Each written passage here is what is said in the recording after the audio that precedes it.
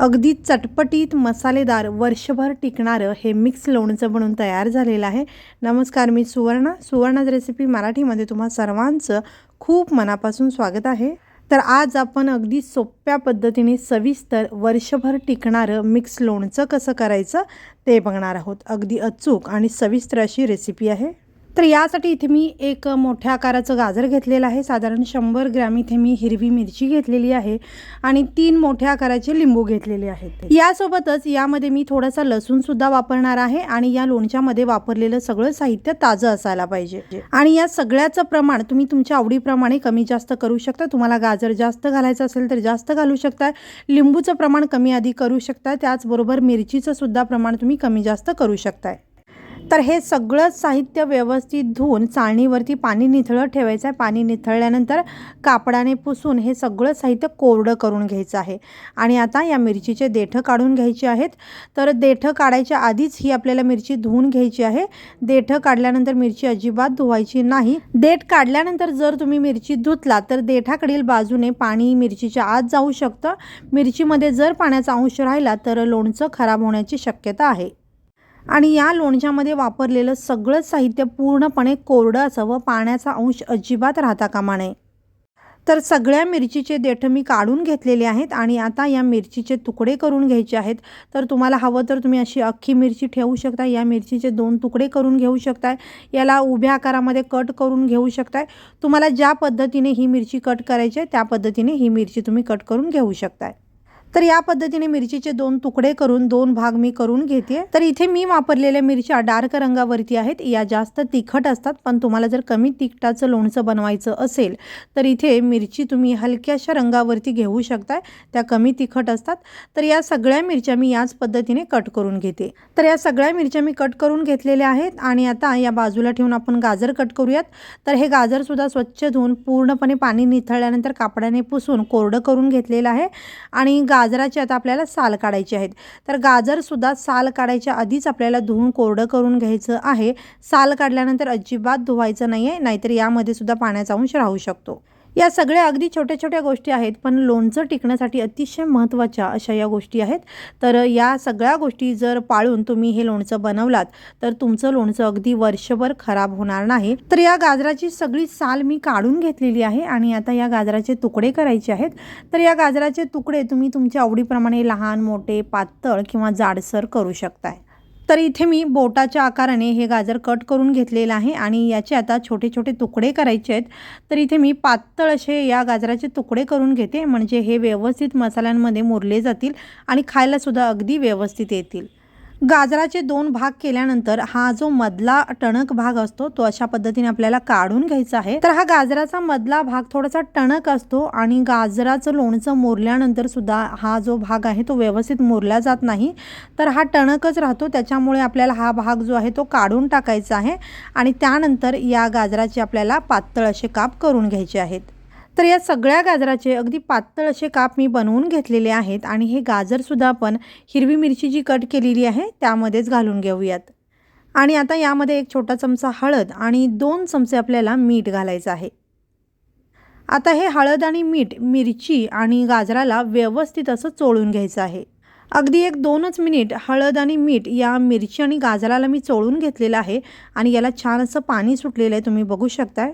Mix लोणचं बनवताना ही step अतिशय महत्त्वाची आहे। मीठ आणि हळद गाजर आणि मिरचीला अशा पद्धतीने चोळल्यानंतर याला पाणी सुटतं आणि गाजर आणि मिरचीमध्ये जर पाण्याचा अंश राहिला असेल तर ते पाणीसुद्धा या मिठाच्या पाण्याबरोबर पूर्णपणे निघून जातं। तर व्यवस्थित मिक्स केल्यानंतर हे मिरची आणि गाजर एखाद्या चाळणीवरती अशा पद्धतीने पसरवून ठेवायचं आहे। तर हे मिठाचं पाणी निघालेलं आहे, तुम्ही बघू शकताय। तर हे पाणी आपल्याला फेकून द्यायचं आहे आणि 2 ते 3 तास आपण हे असंच ठेवणार आहोत। यामध्ये असलेलं सगळं पाणी खाली भांड्यामध्ये निथळून येईल। तुम्ही हे अगदी रात्रभर जरी ठेवला तरी चालेल, पण याच्यावरती झाकण लावायचं नाही आहे। तुम्ही हवं तर अलगद एखादं कापड यावरती झाकून ठेवू शकताय। गाजर आणि मिरची पाणी निथळायला ठेवून साधारण 4 तास होत आलेले आहेत आणि आता आपण लिंबू कट करायचा आहे। तर लोणच्यासाठी लिंबू घेताना अगदी पातळ सालीचा आणि ताजा आपल्याला घ्यायचा आहे। तर हा लिंबूसुद्धा मी स्वच्छ धुवून पाणी निथळून कापडाने पुसून कोरडा करून घेतलेला आहे आणि आता याचे आपण काप करूयात. लिंबूचे 2 भाग केल्यानंतर याच्या बिया काढायची अजिबात घाई करायची नाही आहे, कारण याच्या फोडी बनवल्यानंतर ह्या बिया आपोआप बाजूला होतात.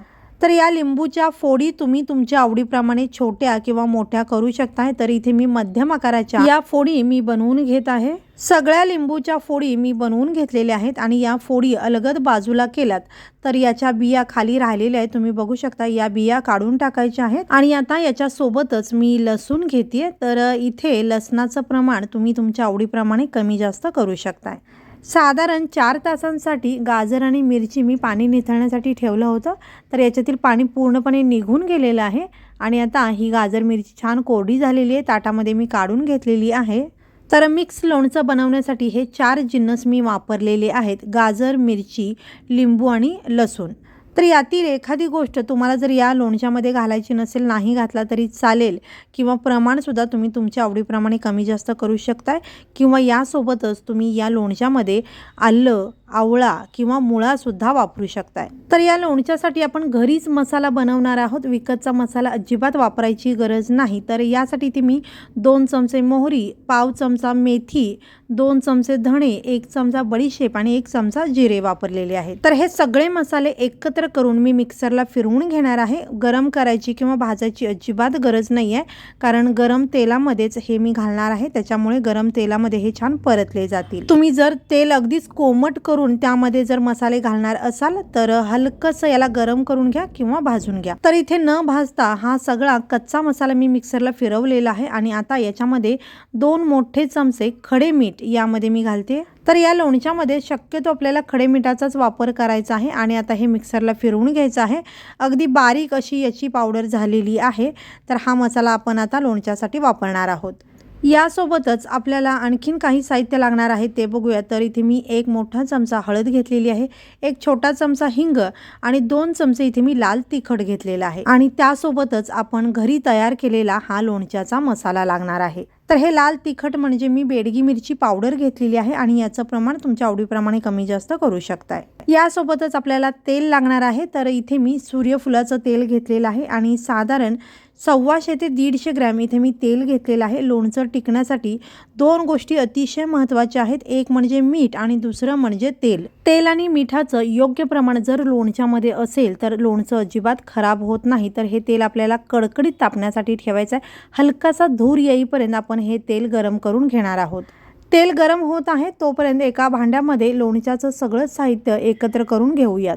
हलकासा धूर निघेपर्यंत हे कडकडीत असं तेल मी गरम करून घेतलेलं आहे. यामध्ये लगेचच मसाले घालायचे नाहीत, नाहीतर मग मसाले जळू शकतात. तर हे तेल हलकंसं थंड करून घ्यायचं आहे. आपण फोडणीसाठी जसं तेल गरम करून घेतो तसं हे तेल झालं की यामध्ये आपण घेतलेले सगळे मसाले घालायचे आहेत.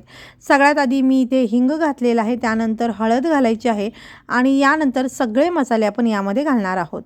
तर इथे लोणच्याचा मसाला जो आपण बनवला त्याचं सगळं साहित्य कच्चं घेतलं होतं, त्यामुळे हलक्याशा गरम तेलामध्ये हे सगळे मसाले मी घातलेले आहेत. पण तुम्ही जर लोणच्याचा मसाला सगळे मसाले भाजून घेऊन मग केला असाल तर गरम तेलामध्ये हे सगळे मसाले घालायचे नाही आहेत. तेल थोडंसं कोमट होऊ द्यायचं आहे आणि त्यानंतरच सगळे मसाले यामध्ये घालायचे आहेत. तर आता हे सगळे मसाले व्यवस्थित मिक्स झाल्यानंतर हे तेल आपल्याला पूर्णपणे थंड करून घ्यायचं आहे. हे तेल पूर्णपणे थंड झाल्यानंतरच हा मसाला आपण लोणच्यामध्ये घालणार आहोत. तर 1 तासाभरासाठी मी हे ठेवलं होतं आणि पूर्णपणे थंड झालेलं आहे आणि आता हा मसाला आपण लोणच्यामध्ये घालायचा आहे. तर हे तेल आणि मसाले व्यवस्थित मिक्स करून घेतलेले आहेत आणि आता हा सगळा मसाला आणि हे सगळं तेल आपण या लोणच्यामध्ये घालूयात.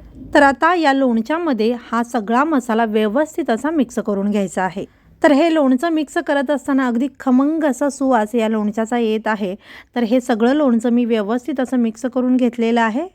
तर लोणचं मिक्स केल्यानंतर तुम्ही बघू शकता अगदी चटपटीत, मसालेदार आणि खमंग स्वादाचं हे मिक्स लोणचं आपलं बनून तयार झालेलं आहे. तर हे लोणचं लगेच बरणीमध्ये न भरता 1 दिवस याच्यावरती झाकण लावून तुम्ही असंच ठेवून दिलात तर या लोणच्यामध्ये याचा मसाला किंवा हे तेल आहे हे व्यवस्थित मुरलं जातं आणि त्यानंतर तुम्ही दुसऱ्या दिवशी हे लोणचं बरणीमध्ये भरून ठेवू शकताय. तर हे लोणचं एका डिशमध्ये मी काढून घेते. तर बघता क्षणी खावं असं हे लोणचं तयार झालेलं आहे आणि याचा सुवास अगदी खमंग असा येत आहे. तर या व्हिडिओमध्ये सांगितलेल्या सगळ्या टिप्स वापरून जर तुम्ही हे लोणचं बनवलात तर तुमचं लोणचं अजिबात खराब होणार नाही.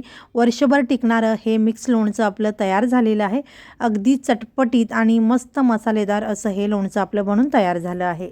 हे लोणचं भरून ठेवण्यासाठी अशी काचेची बरणी आपल्याला वापरायची आहे. कोणत्याही धातूची किंवा प्लास्टिकची बरणी इथे आपल्याला अजिबात वापरायची नाही आहे. तर ही काचेची बरणी व्यवस्थित स्वच्छ अशी धुवून घ्यायची आहे. पुसून कोरडी करून 1 तासभर उन्हामध्ये ठेवायची आहे. त्यानंतर पुन्हा व्यवस्थित पुसून पूर्णपणे थंड झाल्यानंतरच यामध्ये आपल्याला लोणचं भरून ठेवायचं आहे. अगदी खमंग स्वादाचं मिक्स लोणचं या बरणीमध्ये मी भरून घेतलेलं आहे. तर इथे तुम्ही बघू शकता अगदी चटपटीत मसालेदार आणि खमंग असं हे घरच्या घरी मिक्स लोणचं आपण बनवून तयार केलेलं आहे. तर तुम्ही सुद्धा या पद्धतीने हे मिक्स लोणचं जरूर बनवून बघा आणि तुम्हाला जर हा व्हिडिओ आवडला असेल तर व्हिडिओला लाईक, शेअर आणि चॅनलला सबस्क्राईब जरूर करा.